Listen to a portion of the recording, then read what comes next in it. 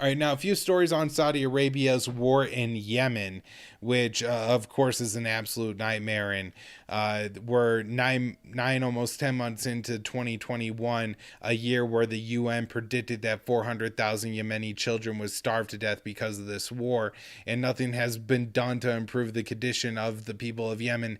And in fact, has gotten worse as the war has raged on.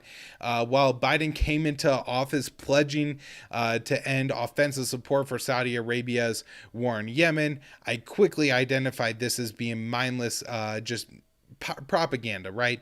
He was just saying something that he wanted to sound good. He had no actual interest at all in overhauling the U.S. relationship with Saudi Arabia, hence why he said that Mohammed bin Salman was involved in killing the Washington Post journalist Jamal Khashoggi, but then decided not to sanction the Crown Prince of Saudi Arabia and the country's de facto ruler.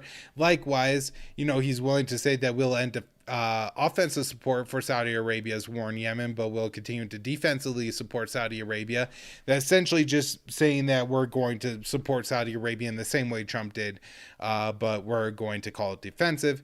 And that's exactly what's happened. The State Department has now approved its first military contract with Saudi Arabia. This is a $500 million maintenance deal for Saudi Arabia's military helicopter fleet.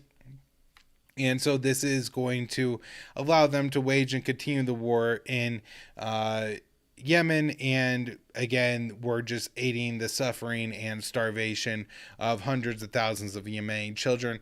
I honestly don't know how many Yemeni kids. I know Yemeni kids are starving to death.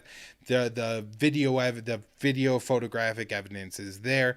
If it's hundreds of thousands, I mean, it's probably happening. And, we could stop this. We could stop supporting Saudi's war there, but we just continue to move forward with supporting it. Saudi Arabia continues their bombing of Yemen. This recent reporting by Jason did said 50 people were killed, identified as 30 Houthi and 20 pro-Saudi fighters in central Yemen. A lot of the Houthi fighters are, just identified as being killed either by local sources or Saudi sources, and a lot of them are dying in Saudi airstrikes. I've read reports of scores of Saudi airstrikes over the past several weeks and no reports of civilian casualties. While the fighting in central Yemen for this city of Mareb has been going on for quite some time, so maybe most of the civilians are out of the area, I kind of doubt with the number of airstrikes that Saudi Arabia is carrying out that there's no civilians being killed, and it's just going unreported because this is a war zone with very, very low reporting coming from it when you're carrying out a massive air war. And the country is, heavily sanctioned and blockaded. And so, again, this is, these 50 killed were just in the 24 hours of reporting before Jason wrote this article. But if you've been looking at reporting coming out of Yemen, it's been 100 or so, at least, people every week are reported to be killed, at least in the fighting in central Yemen, with other instability going in around the country. So recently I talked about how Saudi Arabia was manipulating the currency of Yemen by flooding the southern areas of Yemen with new cash that they were printing, and that the Houthis in the north had actually staved off some inflation in their area of the country by not accepting the new cash.